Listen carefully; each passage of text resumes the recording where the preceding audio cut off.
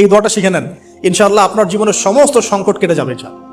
আমি নিজেও এই দোয়াটা বেশি বেশি করার চেষ্টা করি। দোয়াটা হচ্ছে, মুসা আলাইহিস সালাম একটা গাছের নিচে হেলান দিয়ে বসলেন, বসে দেখলেন দুজন মেয়ে দাঁড়িয়ে আছে দূরে, পানি নিতে পারছে না, লোকজন পানি নিয়ে যাচ্ছে, ওরা দাঁড়িয়ে আছে বেচারি। মুসা আলাইহিস সালাম গিয়ে বললেন, কি সমস্যা আপনাদের? তারা বললেন যে আমাদের বাবা অনেক বৃদ্ধ মানুষ, আমরা পানি নিতে পারি না যতক্ষণ না আমাদের কম পানি নিয়ে চলে যায়। মুসা আলাইহিস সালাম একটু বললাম না, ফিজিক্যালি খুব স্ট্রং ছিলেন, থাকে না বডি বিল্ডার, সামনে গিয়ে কথা বলে সরো পানি দিতে দাও, তখন মানুষ একটু মূল্যায়ন করে না। তো মুসা আলাইহিস সালাম এভাবে পানি নিয়ে দিলেন এবং বাছুরদেরকে পানি পান করালেন, করিয়ে গাছের নিচে এসে বসে আছেন।